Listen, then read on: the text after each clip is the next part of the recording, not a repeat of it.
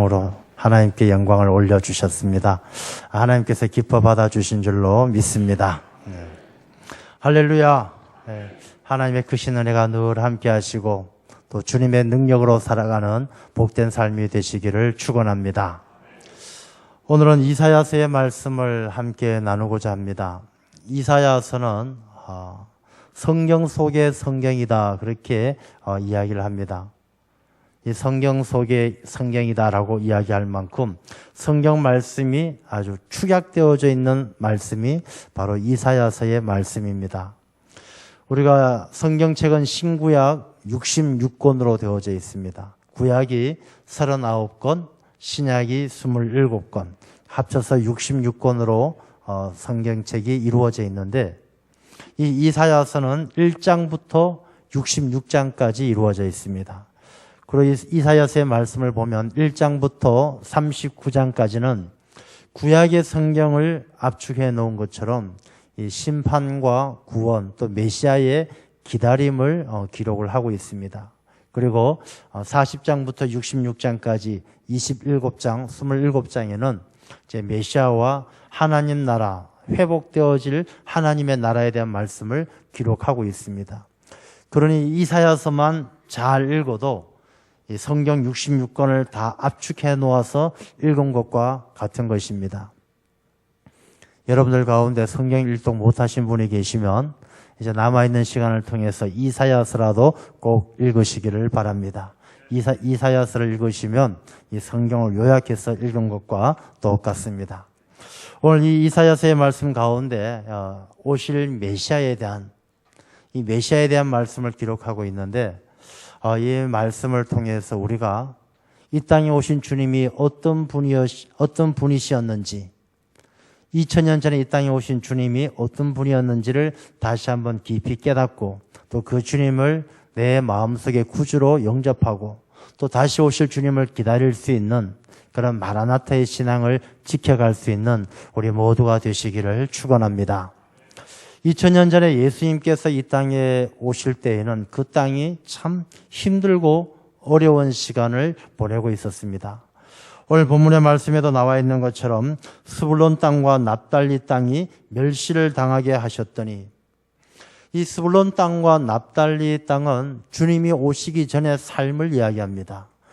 구체적으로 이야기한다라면 스불론 땅과 납달리 땅은 이 갈릴리 지역을 비롯한 이 가나안 땅 북쪽 지역을 이야기하지만, 보다도 우리가 영적으로 신학적으로 이해한다라면 주님께서 오시기 전에 삶을 이야기하는 것이죠. 주님이 오시기 전에 그 땅은 어떤 땅이었느냐? 흑암의 땅이었습니다. 어둠에 갇힌 땅, 한치 앞을 내다보지 못하고 소망이 없는 땅.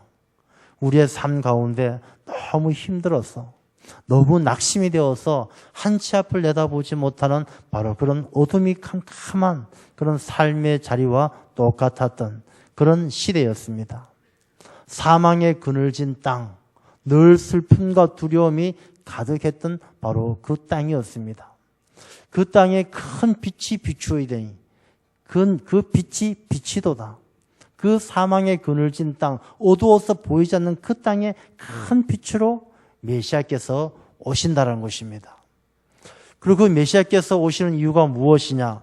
우리가 지난주까지 말씀을 함께 나누었던 것처럼 가난한 자에게 복음을 전하게 하시기 위해서, 하나님이 주시는 복이 막혀있는, 하나님께서 우리가 잘 되기를 원하고 생육하고 번성하기를 원하시는데 그 하나님이 주시는 복이 막혀서 가난한 사람에게 그 복을 회복시키기 위해서 주님께서 이 땅에 오셨다는 것입니다. 포로된 자에게 자유함을, 우리가 죄의 포로가 되고 세상의 포로가 되어서 내 마음대로 자유함을 누리지 못하는 자들을 위해서 주님께서 이 땅에 오셨다는 것입니다. 눈먼 자를 다시 보게 하기 위해서, 소망이 없는 자에게 예수 그리스도는 소망이 되셔서 소망으로 다시 보게 하시기 위해서 주님께서 이 땅에 오셨다는 것입니다. 그렇다면 주님은 과연 어떤 분이시길래, 이 땅에 오신 주님은 어떤 분이시길래 가난한 자에게 복음이 되시고 포로된 자를 자유하게 하시고 눈먼 자를 다시 보게 하실 수가 있는 것인가? 여러분들은 예수님을 생각하시면 예수님이 어떤 모습으로 떠오르십니까? 예수님 하면은 십자가 위에서 죽으신 예수님, 정말로 하나님이어서 우리하고는 도저히 내가 가까이 갈 수 없는, 범접할 수 없는 그런 예수님, 그런 예수님을 생각하고 있는 것은 아닌지 모르겠습니다. 오늘 이 본문의 말씀을 통해서 이 땅에, 흑암의 그늘진 땅, 사망의 그늘진 땅에 빛으로 오신 주님이 어떤 분이신지 오늘 본문의 말씀은 우리에게 가르쳐 주고 있는데, 이 말씀을 우리가 깨달으면서 주님을 더 깊이 만날 수 있는 은혜의 시간이 되시기를 축원합니다. 주님을 깊이 만나서 그 주님의 능력이, 주님의 사랑이 우리를 고쳐주시고 우리를 회복하게 하시고 우리에게 힘이 되시는 그 하나님의 큰 은혜를 누리게 될 줄로 믿습니다. 먼저 본문의 말씀을 보게 되면 예수님은, 이 땅에 오신 메시아 예수 그리스도는 어떤 분이신가? 한 아기가 우리에게 낳고 한 아들을 우리에게 주신 바 되었는데, 이 땅에 오신 메시아는 한 아기고 한 아들이다라고 이야기합니다. 우리가 한 아기가 뭐 대단한 겁니까? 태어나면 다 아기인데, 근데 여기서 한 아기라는 것은 굉장히 중요한 의미를 가지고 있어요. 이 한 아기란 의미가 무엇이냐면 이 땅에 육신을 입고 인간으로 오셨다라는 것을 의미하는 것이죠. 이 땅에 오신 메시아의 인성을 이야기하는 것입니다. 참된 인간으로 오셨다. 그러니까 예수님은 하나님이어서 저 멀리 우리와 구별되어져서 범접할 수 없는, 가까이 할 수 없는 신적 존재로 예수 그리스도가 있는 것이 아니라 우리와 똑같이 육신을 입고 오셨기 때문에 예수님은 우리 인간들의 모든 아픔과 상처와 눈물과 슬픔을 다 아신다는 것입니다. 예수님께서 우리를 구원하신다는 것이 막연하게 우리가 죄를 지었기 때문에 죄에서 구원하신다, 이런 막연한 이야기가 아니라 주님께서는 이 땅에 인간의 몸으로 오셨기 때문에 우리 한 사람 한 사람의 상처와 아픔을 다 속속들이 아신다는 거예요. 이 시간에도 여러분들 가지고 있는 그 아픔과 그 고통스러움을 주님은 다 아시는 줄로 믿습니다. 우리 인간이 느끼는 아픔을요, 주님은 아셔요. 우리가 질병 때문에 몸부림치며 주님 도와주시옵소서, 그 간절하게 사모하는 마음을 주님은 똑같이 느끼셔요. 그래서 주님은 우리를 불쌍히 여기시고 주님께서 우리를 결코 버려두지 않으실 줄로 믿습니다. 주님은 이 땅에 육신을 입은 사람으로 오셨기 때문에 사람 된 우리가 당하는 아픔과 고통을 하나라도 내치지 아니하시고 다 기억하시고 하나하나 세밀하게 도와주시는 분이 바로 우리에게 오신 주님이셔요.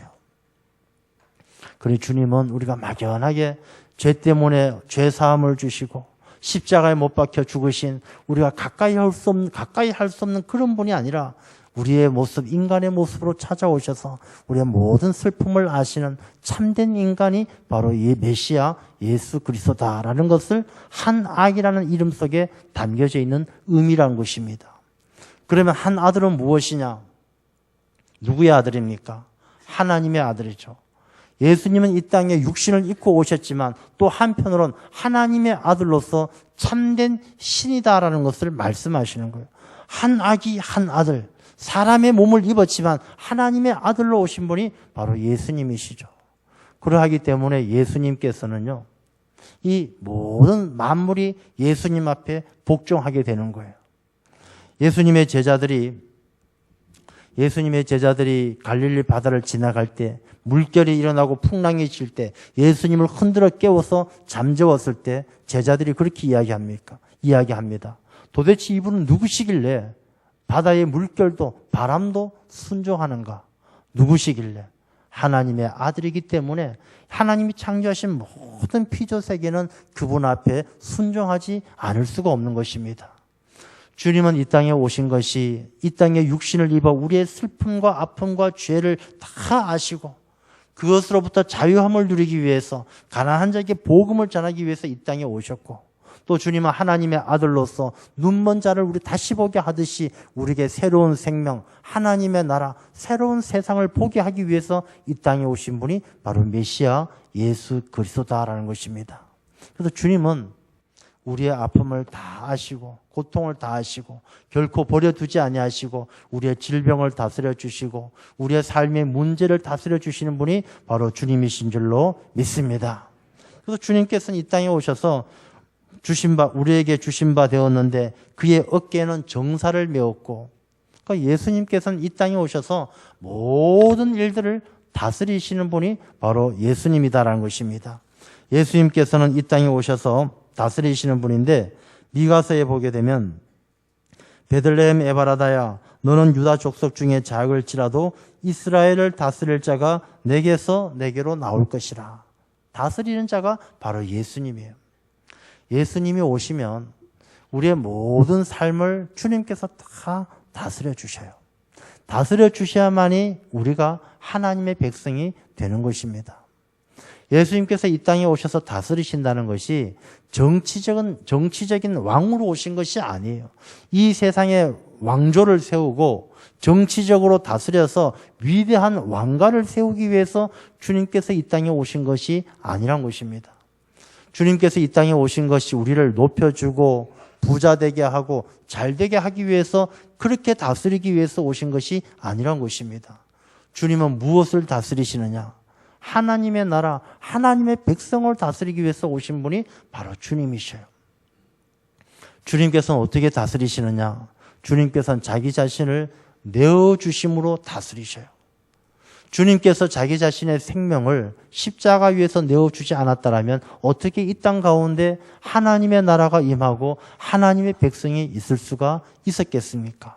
주님께서 다스리시는 것은 군림하는 것이 아니라, 통치하는 것이 아니라, 주님께서는 억압하는 것이 아니라 주님께서는 희생하시고 자기 자신을 내어주심으로 하나님의 백성을 다스리시는 거예요.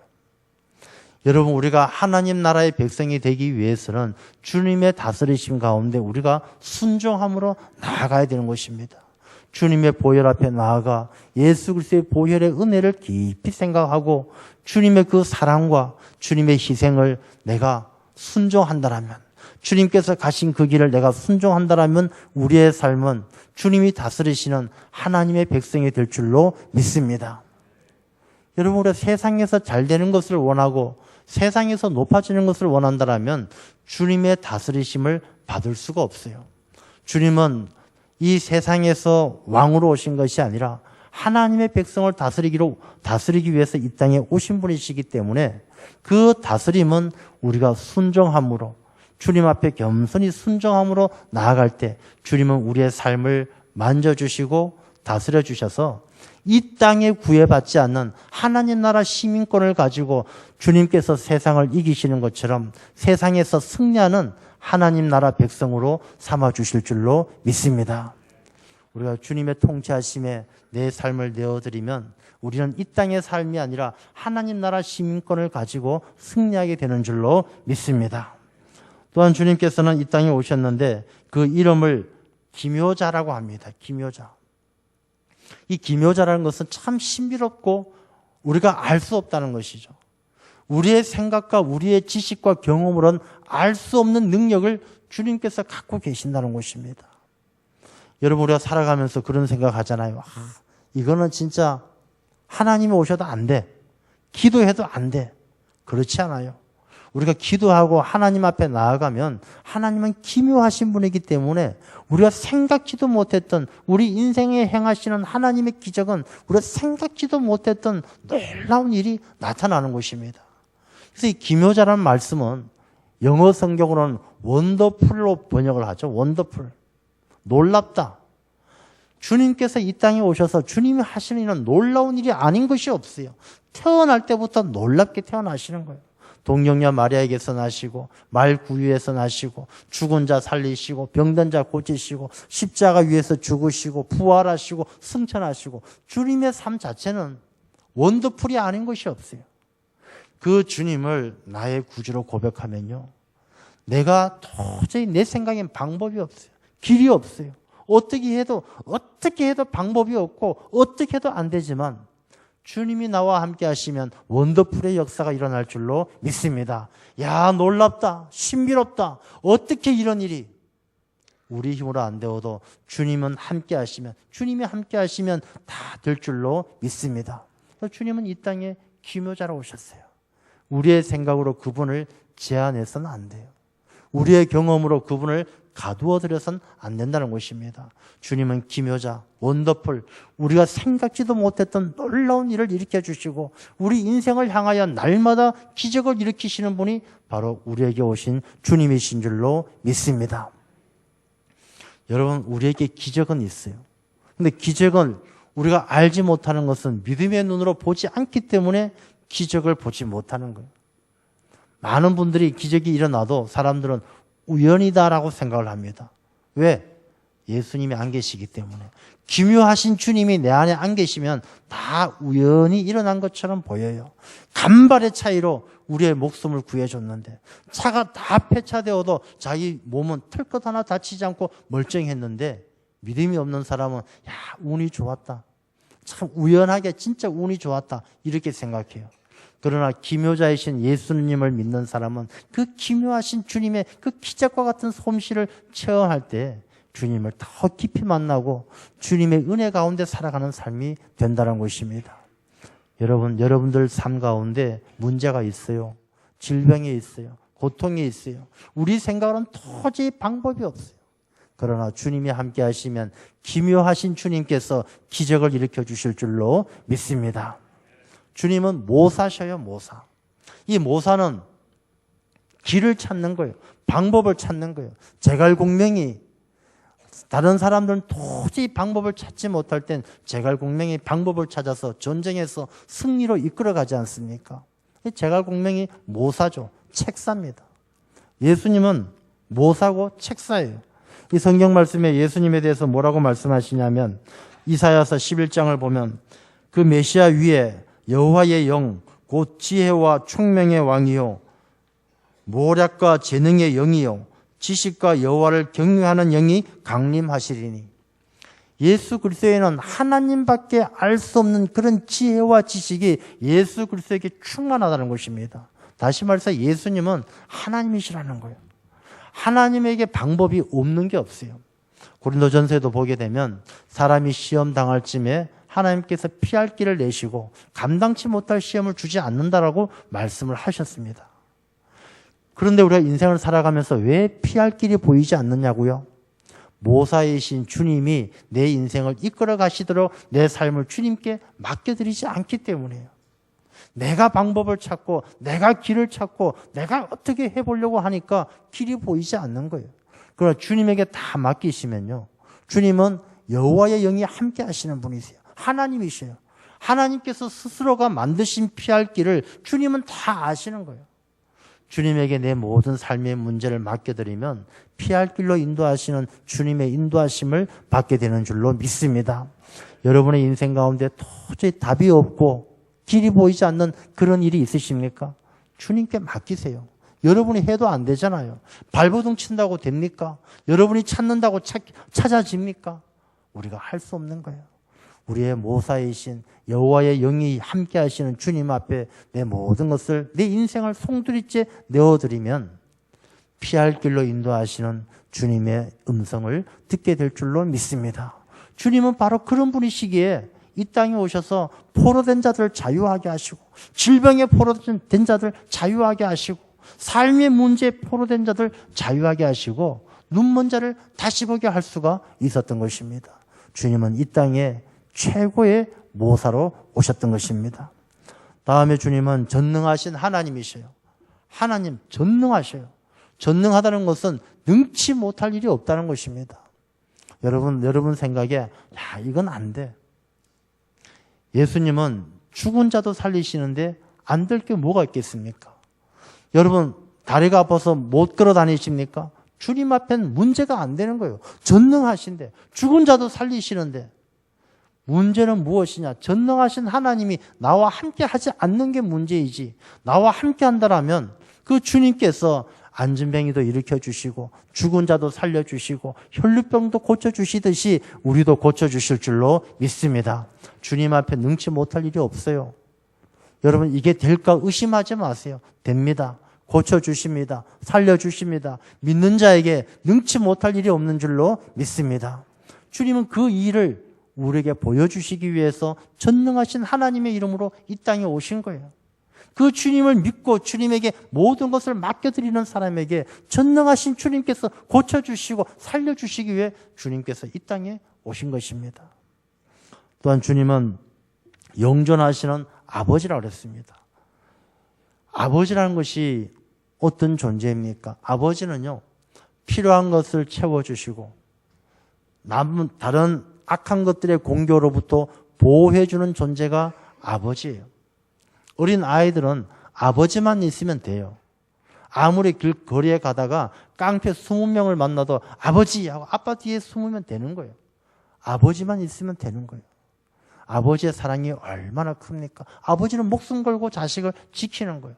누가복음에도 탕자가 나가서 가산을 다 탕진하고 돼지 쥐염 열매 먹다가 돌아온 아들도 아버지는 쫓아가서 영접하고 잔치를 베풀어 그 아이에게 새 옷을 입히고 그 아이를 용서하는 거예요.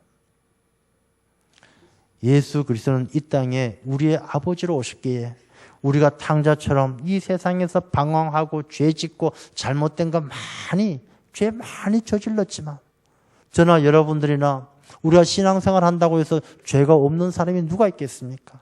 다 죄를 저지르고 잘못하고 돼지 쥐염 열매 먹는 것처럼 비천한 삶이었지만 이 땅에 오신 주님, 그 주님을 만나게 될 때에 주님은 우리의 아버지가 되셔서 우리를 용서하시고 우리를 회복시켜 주시고 우리에게 새 힘을 주시는 줄로 믿습니다. 아버지시요. 영존하시는 아버지. 자식이 죄를 지어서 세상의 사람들이 다 손가락질해도 아버지는 자식을 품에 안아주셔요. 우리 모든 인류가 죄로 인해서 죽어 마땅하지만 예수님은 아버지의 사랑으로 우리의 죄를 대신 지시고 십자가를 지신 거예요. 그 주님께서 승천하시기 전에 우리에게 그런 말씀하셨어요. 제자들에게 말씀하시기를 내가 너희들을 고아와 같이 버려두지 않겠다. 오늘도 주님은 우리를 고아와 같이 버려두지 않는 줄로 믿습니다. 여러분 힘들고 어려운 일이 있으시면 고통스러운 일이 있으시면 아빠를 찾는 것처럼 주님을 불러보십시오. 주님께서 우리를 고아와 같이 버려두지 아니하시고 지켜주시고 고쳐주실 줄로 믿습니다. 또한 주님은 평강의 왕으로 오셨어요. 평강의 왕. 우리의 마음속에 평강이 있기가 얼마나 힘이 듭니까? 아무리 잘 먹고 아무리 잘 살고 아무리 좋은 집에 있어도 이 사람의 마음속을 편안하게 해줄 수가 없어요. 하와이에서 산다고 지상의 낙원이라고 불리워지는 좋은 자연 환경 속에 하와이에서 산다고 그 마음이 평안하겠습니까? 저 남태평양, 인도양 지상의 낙원이라는 그런 좋은 섬에 가서 앉아 있다고 해서 마음이 평안하겠습니까? 그렇지가 않아요. 아무리 좋은 호텔, 좋은 휴양지, 좋은 휴가지를 찾아가도 우리의 마음의 평강은 그런 것에서 얻을 수가 있는 것이 아니에요. 어디를 가도 늘 마음속에는 미움도 따라오고 원망도 따라오고 걱정, 근심 따라오고 시기, 질투 따라오고 우리의 마음의 참된 평강은 예수 그리스도께서 내 마음을 다스려 주지 아니하시면 주님께서 성탄의 은혜로 내 심령 가운데 충만하지 않으면 우리의 마음속엔 평강이 임하지 않습니다. 여러분 우리가 대림절을 지나고 있는 이때에 우리의 마음을 한번 들여다보십시오. 내 마음의 평강이 예수 그리스도의 평강으로 충만합니까?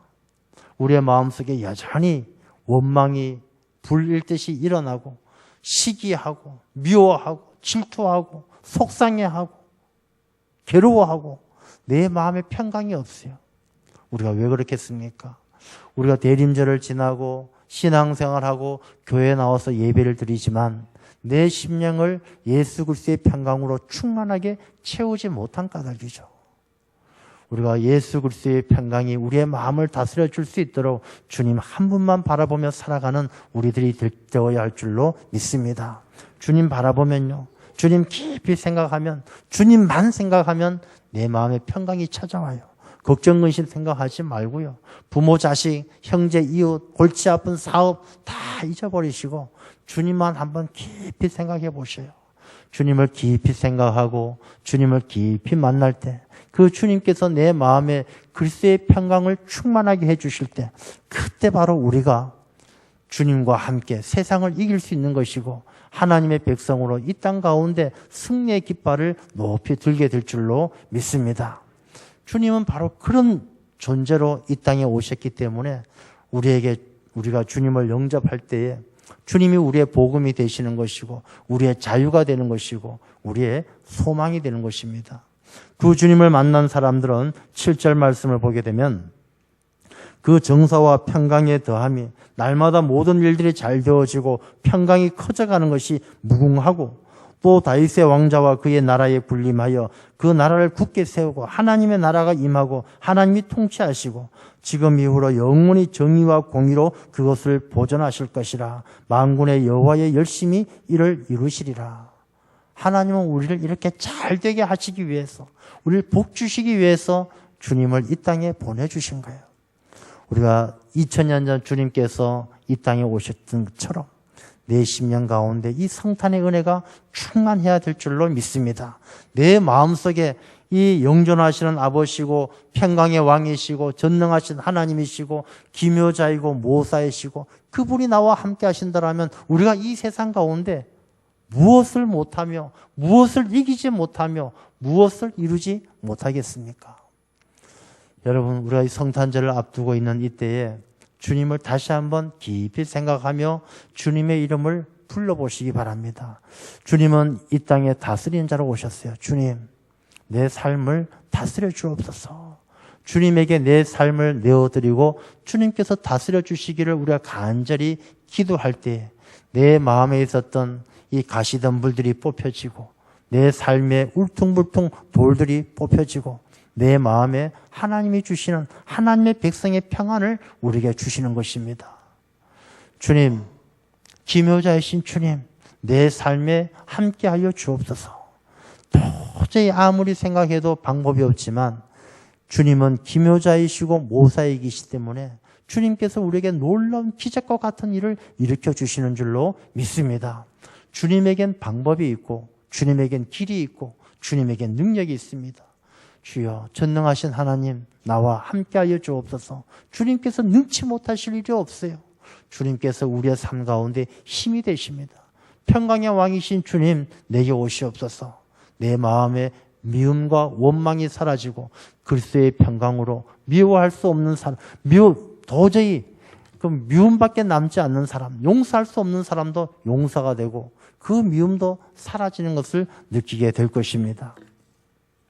이사야서 11장에는 그런 말씀을 기록합니다. 그때에 주님을 메시아가 이 땅에 오시는 그때에는 이리가 어린 양과 함께 살고 표범이 어린 염소와 함께 눕고 송아지와 어린 사자와 살찐 짐승이 함께 있고 세상이 달라지는 것입니다.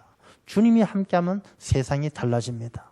여러분, 이번 대림절과 또 성탄절, 주님 다시 오실 날을 기다리는 이때에 우리가 주님을 깊이 만남으로 우리의 삶이 달라지고 우리가 가는 길이 달라지고 우리의 모든 삶의 목적이 달라져서 주님을 바라보고 하나님 나라를 향해서 나아가는 귀한 삶이 되시기를 주님의 이름으로 축원합니다. 기도하겠습니다.